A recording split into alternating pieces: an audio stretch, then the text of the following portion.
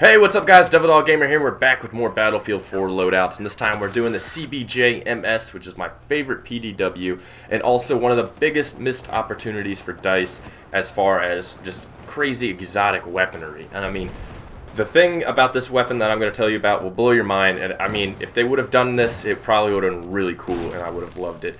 But first off, we're going to talk about a little bit of the CBJ in real life. The CBJ is actually developed by Saab, yes, the car company Saab. Saab also is a military contractor and builds aircraft, weaponry, etc., etc.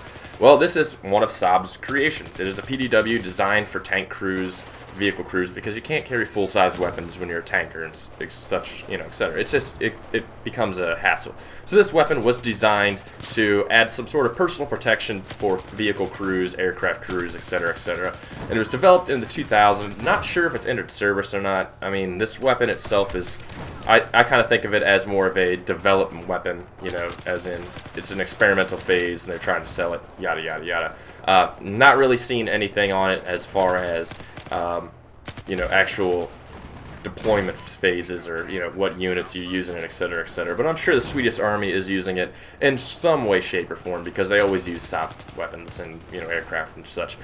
Okay, so the CBJ looks a lot like an Uzi, shares a couple of the characteristics of it. It is chambered in 9mm, which is also the round that is used in Battlefield 4. So it's a 9mm, doesn't carry a lot of power, and just like any 9mm, there's barely any recoil. That's why most of your automatic, you know, submachine guns and personal defense weapons are always chambered in 9mm because there's no recoil whatsoever. It's easily controllable. Now, what DICE missed out on, and it's something very special about this weapon, is that it's also chambered in a 6.5 by 25mm CBJ round. And that's something that Saab developed themselves. And the great thing about this round, it is a high velocity penetrator. This round is designed to penetrate any known type of body armor. A little bit about it, it is a tungsten round encased in a plastic sabot.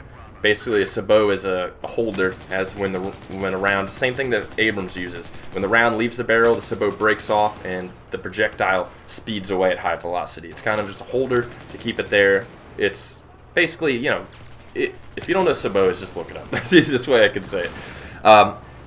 Now, with that capability, it creates it as a high velocity round, and it also adds into its ballistic characteristics, which makes the 6.5 this fires very, very cool, is that it holds its trajectory flat to about 400 meters. So there is no drop, it's not really affected by gravity that much. So it's pretty much a straight shot to 400 meters, and it's highly accurate. Now, one of the things that they've said about this round is that it's capable of defeating most vehicle armor, as in like APCs, and it's effective against light armored vehicles.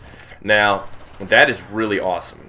Seeing as how DICE took the 9mm version of this, it lacks in a lot of power in game. If they would have added the 6.5 as maybe an unlock or like something like a kill streak wise to this weapon, or even put it in as the ability of it to take out vehicles and severely damage them and incapacitate them would have been an awesome feature. It would have made this weapon a powerhouse and unstoppable. It would have added to the engineer class. You would have been able to, you know, take some wheels out or just, you know, take out the mobility of a light armored vehicle with this weapon and then take it out with an anti-tank weapon. One of the great features they missed out on it. Now, the CBJ game, I love it because it carries a 50-round drum mag. It gives you the ammo capability to actually sustain fire when you're on target, and it kind of compensates for its lack of power. It does take quite a bit to hit people and kill them. Couple of loadouts I tried. Suppressor, you could totally work this. This is not a muzzle brake weapon whatsoever. Do not use a muzzle brake weapon because you have to go full auto on people. And if muzzle brake, you severely limit your full auto accuracy. And that's something you don't want with this weapon. So stay away from muzzle brake. Compensators, the same thing. I would either just leave it stock, throw a suppressor on it, which also cuts down on its range. And the range of this weapon is actually pretty good, surprisingly, for a 9mm. Or put a heavy barrel on it. I actually tried the heavy barrel with it. I actually liked it. The heavy barrel does have some increased initial recoil, but it's not that bad. It's very controllable, and with the 50-round magazine, you definitely can just stay on target, and it helps with the accuracy, and it helps take them down a little bit. It is a weak weapon, but it has the rate of fire and the firepower to definitely take people down if you're really good about it. Also, hip fire, laser sight is a must. This is a hip fire powerhouse. It is a personal defense weapon, so it's meant to be up close and personal. So the laser sight is a must. Flashlight, you can roll with it if you want to blind people, but I would suggest a laser sight. Optics, it's all personal preference. I prefer the reflex sight because this is an up close and personal weapon, and I like to be able to switch targets easily. So I prefer the reflex sight, but you can use anything on there.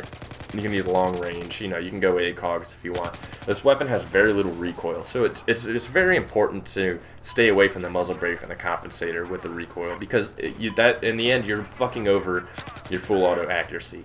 And that's something you don't want to do with a PDW, especially something as weak as this.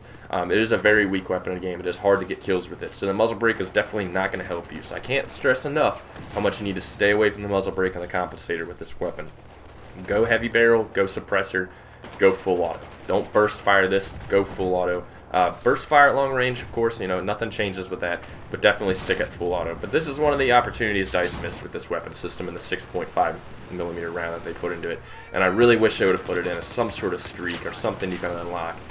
Definitely would have made the game a lot more interesting. But we're coming back. We're doing more Battlefield 4 loadouts. We're going to be switching all over the place. I got so many requests, it's really hard to keep up with. But if you like the loadouts, you like the commentary, leave a like, leave a comment below. Talk to you guys later. Peace. You just have to check the windows in the industrial. There, got a guy. Got a guy right up front. Yep, two of them. Two of them. Go, push into the industrial. Cross him. Keep moving, keep moving. Pushing right your back. One in the industrial at the fenced in area, near the fence. Eyes on. Near the gate.